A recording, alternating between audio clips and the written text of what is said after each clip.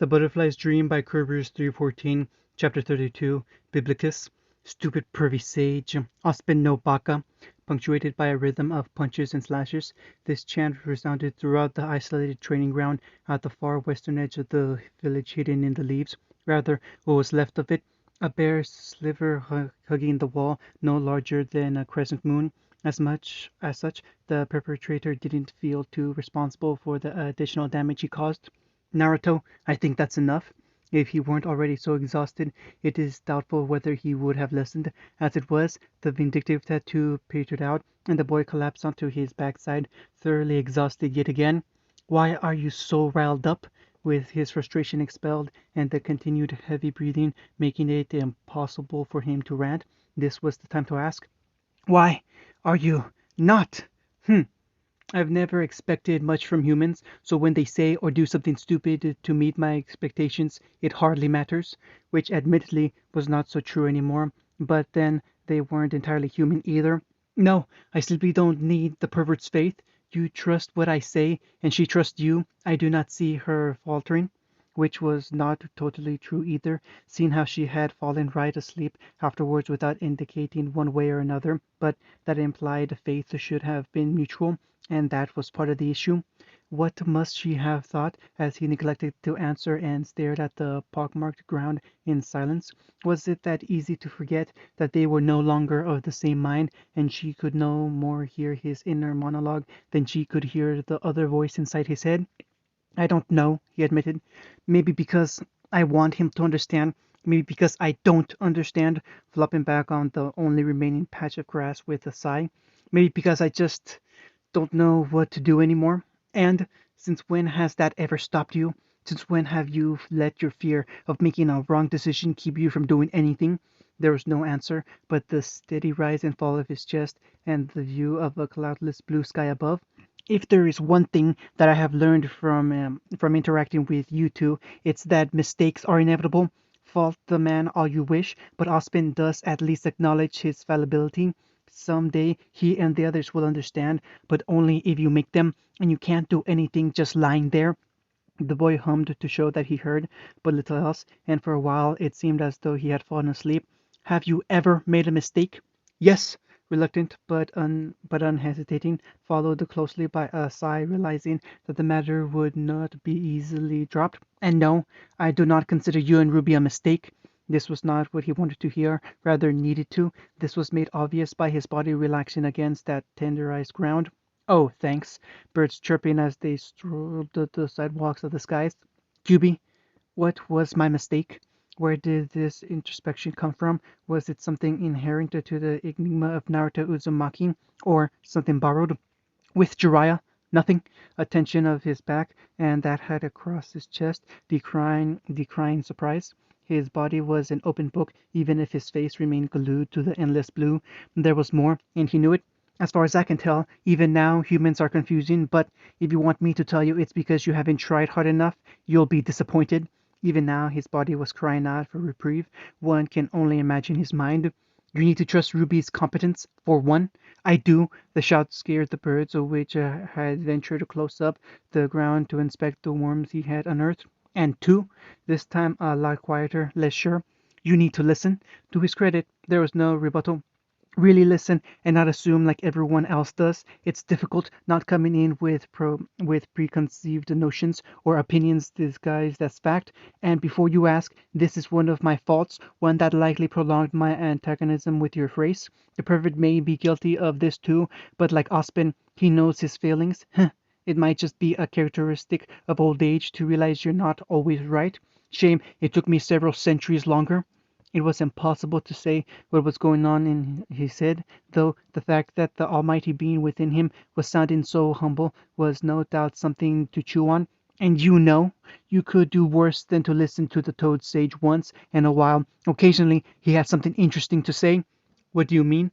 The worry and betrayal in his voice was as obvious as it was heartbreaking, something even a sigh could not assuage. I mean that he might be correct about you and me. You felt it when we first met. There was a familiarity because, like her, we had been together your whole life, akin but not the same. I cannot be like her because I cannot hold equal weight in your esteem. There needs to be a fulcrum on which this connection hinges. I am the fence in between, and not part of either side. If you cannot agree, answer me this: would you have ever stopped to question the world the way I see it? I guess I always believed that because I was a part of you, I would know and then like you, and then think like you. Maybe that was a deep but silent chuckle which did nothing to disturb the birds settling at once more on that blond crop of hair like a sunflower. I see all of what you do, both of you, but I can never walk the path on which you live. But Yubi, you're just as Kurama. The silence was resounding, telling, and oh so very painful. You never asked. My name is Kurama. A far more hurtful way to reveal it than ever intended, but maybe breaking things apart is the only way we can ever look back on ourselves. He was like that when they found him, laying upon that soul green patch and unresponsive to the outside world, waiting for love's true kiss to awaken him. But what if he was dead and they think it was our fault and they chase us out of the town? Then Kumo would find out that we failed our mission and declare us missing nin, forcing us to flee from both fire and lightning country. We'd wander for town to town, chased by hunter nin until we got to Suna, where we could wear cloaks and blend into the crowd. But for the rest of our lives, we'd never be able to take them off because the moment I did, the sun would burn me to a crisp, and traders would take you to work at the Sultan's palace, where you'd be forced to work in the stables, and Samui would be put into his harem, where she'd fall in love with the prince. But because of the improprieties of the romance, and they'd have to die as martyrs and bring down a curse on all our ancestors and future descendants. Omui, shut up! One could feel the exasperation this one felt for her teammate. First off, Wind Country doesn't have a sultan. Secondly, there's no way you'd ever produce offspring. And thirdly, he's not dead. I mean, I don't think he is. Confirm that this is indeed Uzumaki Naruto, then we will worry about it. A third voice intoned, this one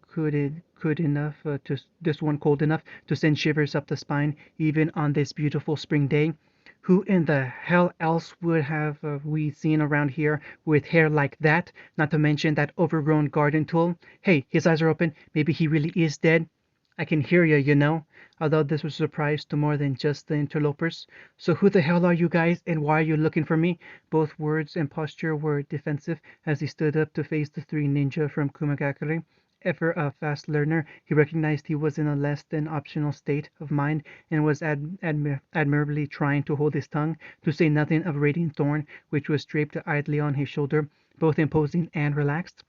The blonde me with icy tone and and a smoking hot body stepped forward, asserting herself as the leader. Without realizing it, he relaxed her archetype, instilling an ease but also a healthy respect. My name is Samui. Regardless of prior experience, he could not hold in that twitch of an eyebrow at the irony of her name. She was respectfully ignored it, or else was too taken aback by the fact that he wasn't staring at her chest. And these are my teammates, Omui and Karui. Yo, we are to be your escorts back to Kumo. He nodded in acceptance of this professional greeting. Disappointed and cold it might have been. That was something he hadn't seemed to notice before, or else attributed it to the situation at the time. But he had to ask, were all shinobi supposed to be like this, or was it just the one? It was easy enough to see in the scowl the redhead was giving him. Uzumaki Naruto, he replied in kind, returning his weapon into a seal tattooed to his wrist. Though I guess you knew that. The dark-skinned woman whistled. That's a neat trick. Would certainly make carrying backup weapons easier. Radiant Thorn is the only weapon I need. He tried to sound confident in this, but detected his own hesitance. Well, and some kunai and shuriken, I guess. A decent cover for everyone but himself. That's so. Intrigued rather than condescending, Omui fiddled with the candy sucker in his mouth with one hand and the sword on his back with the other. I take it since you've put it away, you wouldn't be up for a spar? The sword strapped to each of them he had noticed earlier, but only now made the connection. Apparently Kumo was trained at most of their shinobi to use a weapon of some sort, just like. Omui misinterpreted his biting of his lip, waving his hand dismissively. Nah, don't worry about it, just curious. You're kind of famous, you know, even in Kumo. Substituting his guilt for embarrassment, Naruto tried using this mistake to his advantage. Actually, I was wondering if we couldn't leave right now. Running away, huh? Figures. As clear as it was that the other two didn't hear her, it was obvious she did not expect him to either. With that advanced hearing courtesy of his tenant, he filed the distasteful remark away for later, shelving the question of the redhead's animosity with practiced ease. The inferred team leader kept his surprise limited to a single raised eyebrow well underneath her bobbed hair. I suppose that's no problem. We should be able to leave whenever you are ready. Great! Behind his smile, he wondered if he was not asking too much of these people, if they had indeed just gotten into Konoha that day, but he also realized that someone as professional as Samui would never admit it even if it were true. Let's go. Now? Hmm? He confirmed. I'm all packed. He patted his new vest, which was chock full of survival equipment, folded into layers of paper like butter into a croissant. I see. The unfathomable attitude served only to make him want to see what it took to break it, and if she hadn't been so cold already, a chill might have run up her spine at this moment. Are you sure you don't have any personal items you wish to? Oh, he grinned at the small misstep, knowing that behind him, framed by the trees, was the vast emptiness which used to be his home. And actually, Omui was it? I wouldn't be opposed to a spar sometime. He decided to rescue the ridged blonde. He shot a grin at the candy-sucking ninja. We should have plenty of time on the road. Considering the enemies you might have after you, I'm not so sure attracting attention with a spar would be a good idea. Eventually, Samui had no need of his help and was going to prove a greater challenge to Ryle than he expected. Oh, good point, Omui noted before his dark skin seemed to bleach. And what if we were to get out of hand and accidentally involve a nearby farm village? Then I'd have to get married to the mayor's daughter to appease them, but we'd elope because there'd still be the mission, and her father would get angry and tell everyone where we were headed, and they'd track us to the coast where they'd be a final battle. Of course, they would know my bride wasn't a ninja and try to use it against me, so Samui would have to take her away so she didn't see me sacrifice myself. But then she'd escape because it turns out that she was actually an enemy ninja all along. Omui, shut up! There it was, authenticity, real people behind that cold shinobi persona.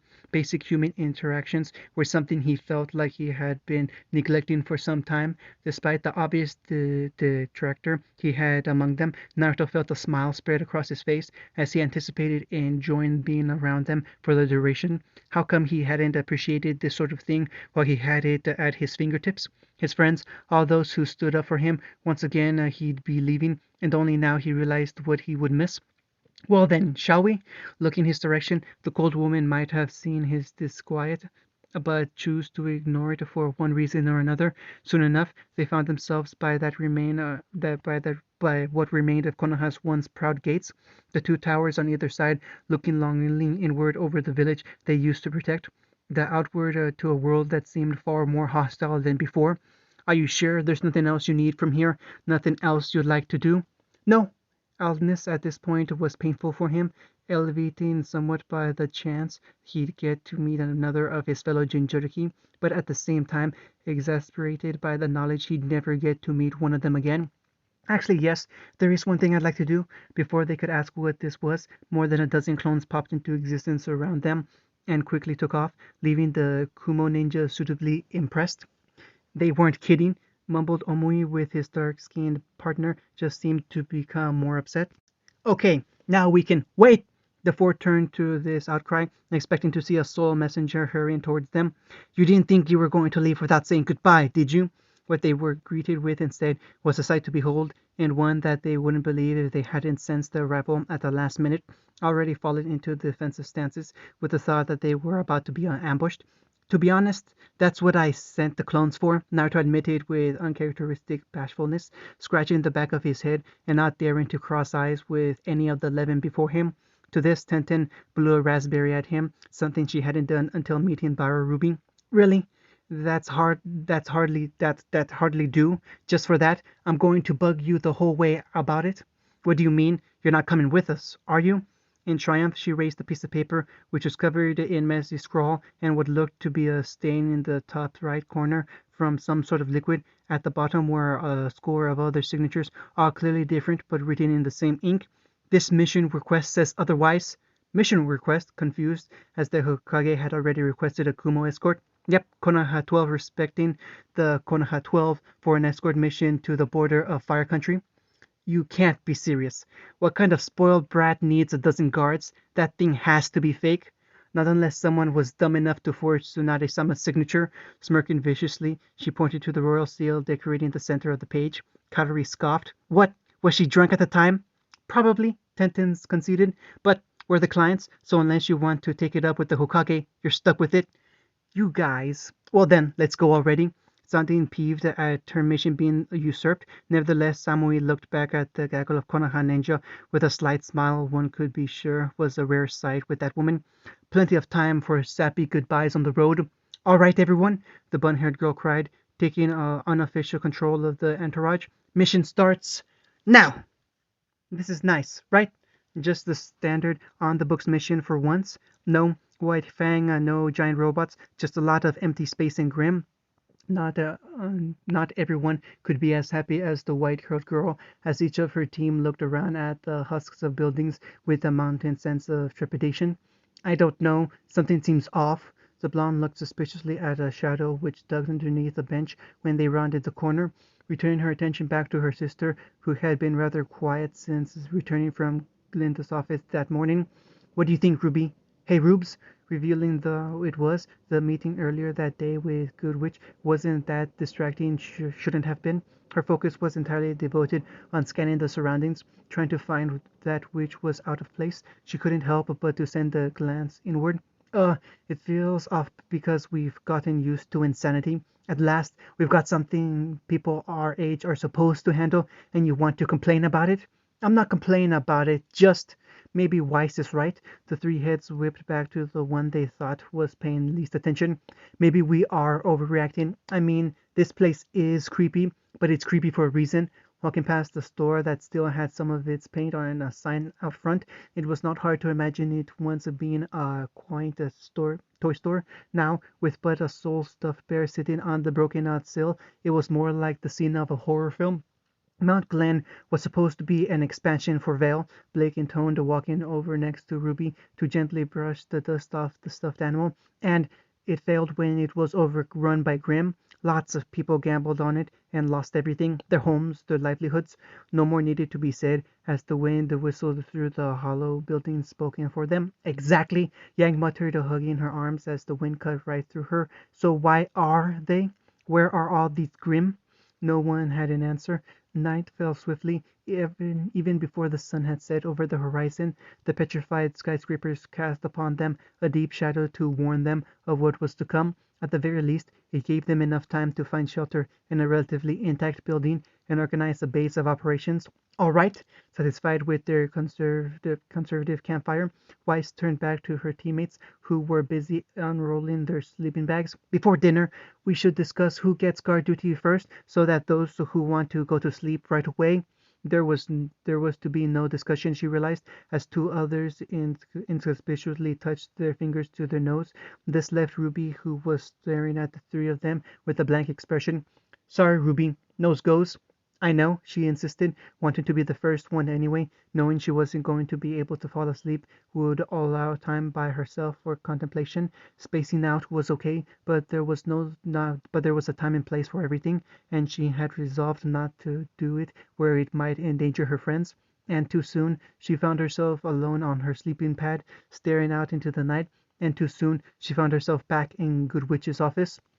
And that's my story, finding it an unsurprising ending for what was, so far, an unsurprising story. She awaited the verdict from the woman, however, who even now waited with her chin resting on the interlocked fingers in unreadable concentration. So, what do you think? As if these words were the switch to reanimate her, the tall woman once again sat back high above her desk. Does it matter what I think? No. Already the answer was hesitant, retreating back into its shell when accosted by that looming eyebrow. Yes? Is it approval you want from me? Hard to believe she'd ever get to it beneath the composed exterior. Yes, she found that she did, despite this. I just want someone to tell me that I'm not lying, that I'm not crazy, that I'm not imagining this or making it up, that these things I'm feeling are real and true as you or me. For once, I just want someone to listen to me and not question it, not try to analyze me, not pity me or lock me up, but just listen and accept it for what it is, my story. Nowhere did she raise her voice or deliver the speech with anything but an even weariness worn down from the manic peaks and valleys her path had led through to this point.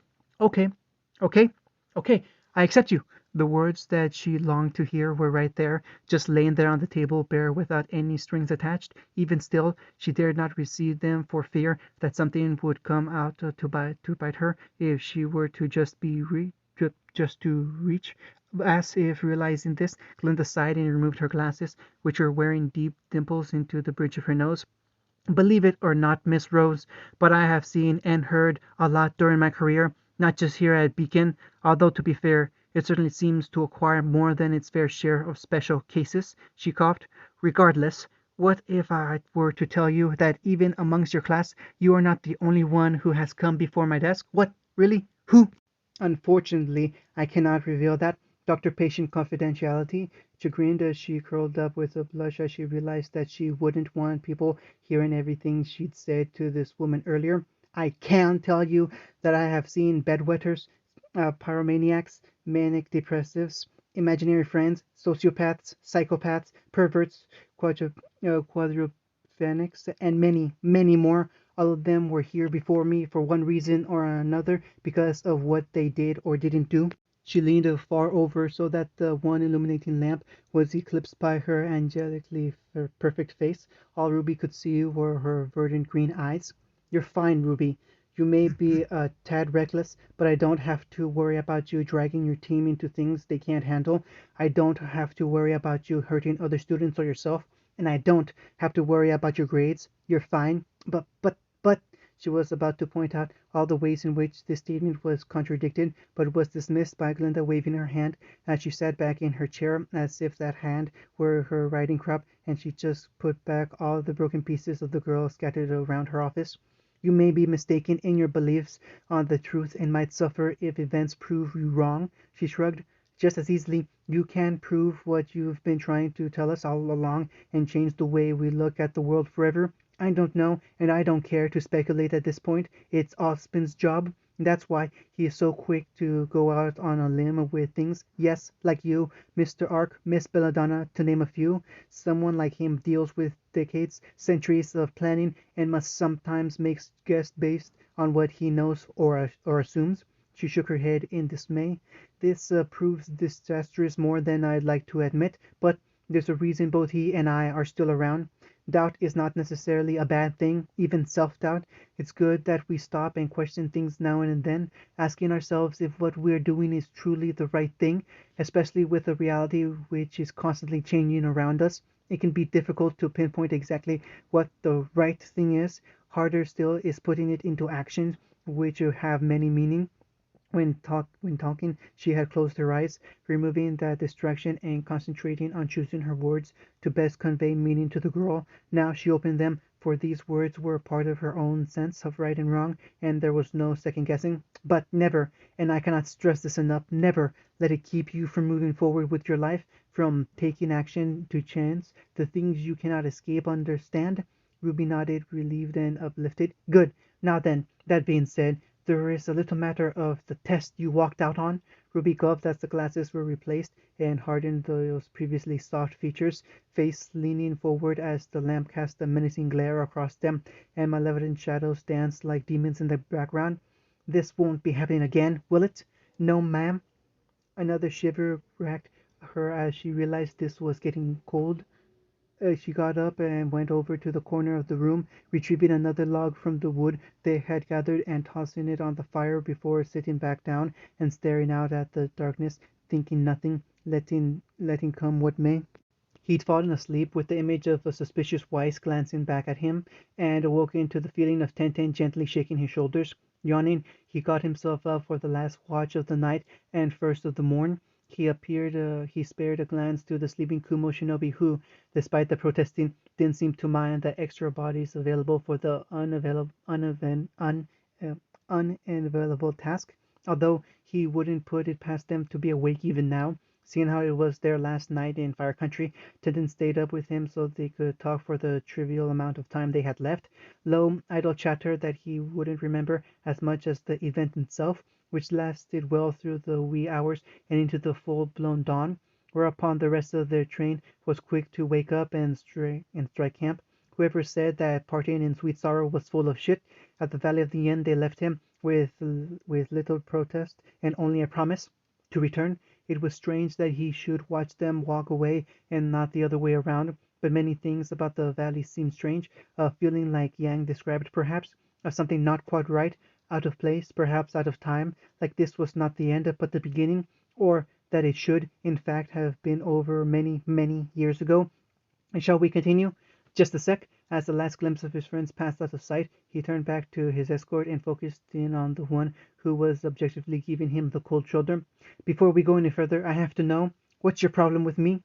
My problem? Real surprise turned into feigned offense, having looked, in fact, for just such an excuse. My problem is people who think the world revolves around them. You think that just 'cause you got some skills that you can take on the world, but you know what? You're nothing. You hide behind your so-called friends who are nothing but psychopaths who used to justify your existence. Naruto was silent while taking in this diatribe, surprise only shown when a few seconds of silence had passed and it was clear she was done. Oh, and even then it was mild. Is that all? Mixed reactions from the onlookers morphed into disbelief at his simple blaze. I thought you might have been upset with me for something that actually mattered. She spoke with all earnest. You bastard, which was probably why it sounded like a slap in the face. The attack was swift but reckless. That would have been a simple matter for the team leader to defuse if their principal didn't step in the way to catch the angered woman's blade. The fuck? Did I say something wrong? Just tell me what the hell your problem really is. Rather than struggle against the admittedly strong woman, she redirected her blade into the ground and hopped back before she could backhand him with her steel-plated gloves. I told you that. Quit lying! Outburst, then Scythe came out of nowhere, both blindsiding Karuri as she made a dash for her sword and found the blunt beak of the weapon pressed underneath her chin. Quit lying, he repeated, looking down at her with something that might have been pity. To me and yourself. I just want to know so we can clear the air. Or if not. The ultimatum hung there along with a bead of sweat working its way down her bronze cheek. Uzumaki. Quiet until then, Samui approached half a step to him to let him know of her presence, arms still folded and nowhere near her weapon, but the added bite in her icy tone was telling. He nodded gratefully and lowered his scythe as she turned to her teammate. Well, and any betrayal was quickly replaced by the same acidity as before when she refused on the blonde, growling at him but making no move to get any closer or even to retrieve her weapon. Damn it! How come you guys aren't pissed? It's this bastard's self-righteousness that got Yujito killed. Oh, softer than before and no longer able to meet her snarling gaze. I understand.